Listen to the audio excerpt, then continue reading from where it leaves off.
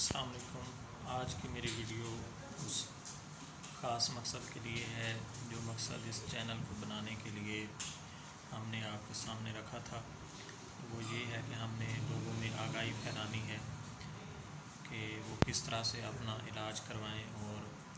جو عام لوگ ہیں خاص طور پہ ان کے لیے یہ چینل بنایا گیا ہے جن کو کسی انسٹیٹیوشن یا ادارے میں تعلیم نہیں ملی، یا وہ اتنے ویل اویئر نہیں ہیں حالات سے جن کے تحت ان کو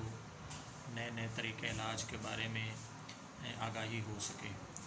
تو یہ چینل خاص طور پہ اس چیز کے لیے بنایا گیا کیونکہ ہم فیس بک سے میں نے کوشش کی ہے کہ ہم لوگوں کو اپنا پیغام پہنچائیں، مگر اس میں ہم کامیاب نہیں ہو سکے۔ تو اب لائیو آنے کا اور ویڈیو ریکارڈ، ویڈیو میسیج کے ذریعے لوگوں تک آگاہی پہنچانے کا کیا ہے۔